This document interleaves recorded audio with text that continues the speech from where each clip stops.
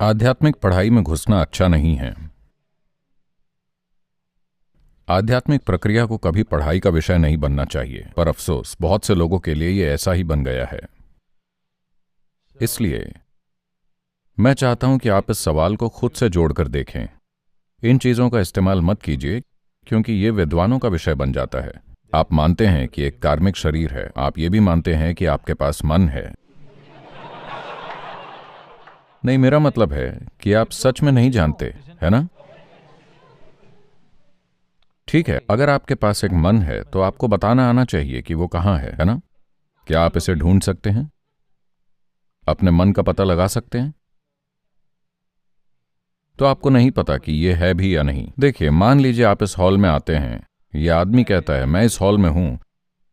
आप हर जगह देखते हैं, आप इस खंबे के पीछे, यहां वहां, इस बेंच के नीचे, हर जगह। आपको वो आदमी नहीं मिलता।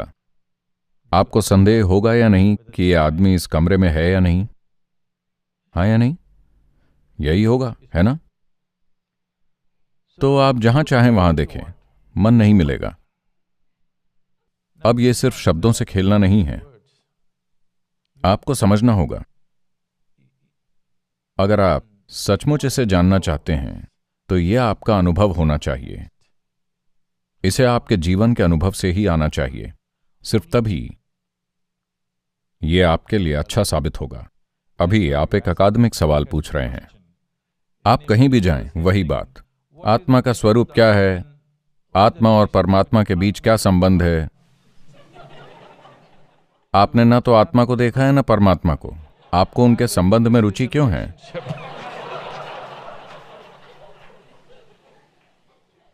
आत्मा परमात्मा का मतलब है, आप में से जो नहीं जानते हैं, ये भारत में आम शब्द हैं। इसका मतलब है आत्मा और भगवान, इनका क्या संबंध है? आपने दोनों को ही नहीं देखा है। आपको कैसे पता कि उनका कोई संबंध है? शायद उनका तलाक हो चुका हो। अगर आप लोगों के जीवन की क्वालिटी को देखें तो यही लगेगा कि उनका तलाक हो गया है ना? तो अध्यात्म को किताबी ज्ञान मत बनाइए। आध्यात्मिकता कोई पढ़ाई जाने वाली प्रक्रिया नहीं है। यह भीतरी अनुभव से जानने की लालसा होनी चाहिए।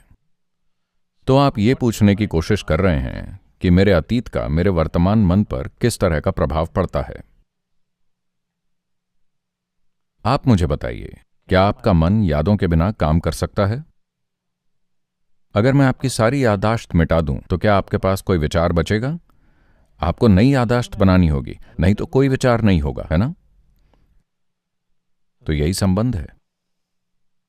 एक के बिना दूसरा मौजूद नहीं हो सकता। यह सिर्फ कार्मिक याददाश्त के कारण है कि मन काम कर रहा है।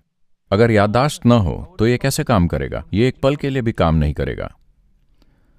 तो अगर आपके पास कर्म का कोई गूढ़ विचार है तो उसे छोड़ दें।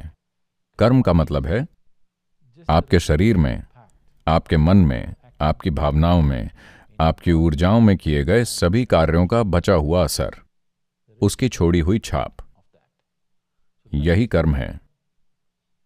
तो उस स्मृति के बिना आपका मन काम ही नहीं कर सकता है। ऐसा हो ही नहीं सकता। सब कुछ उसी से आ रहा है। दूसरी तरह से देखें तो मन जैसी कोई चीज नहीं है, बस कर्म है। एक विवेकशील बुद्धि है जो मन नहीं है। बस विवेकशील बुद्धि है और कर्म है। असल में मन जैसा कुछ नहीं है। बस स्मृतियों का एक विशाल भंडार है। थोड़े विवेक से आप उनमें से जो चाहें चुन सकते हैं, लेकिन अगर विवेक ना हो तो वो यादें आपके भीतर उथल पुथल मचाती रहेंगी। यही लोगों के साथ होता है, यही हो रहा है, क्योंकि विवेकपूर्ण बुद्धि का विकास या इस्तेमाल सही ढंग से नहीं हुआ है। इसलिए पुरानी स्मृतियां हावी रहती हैं।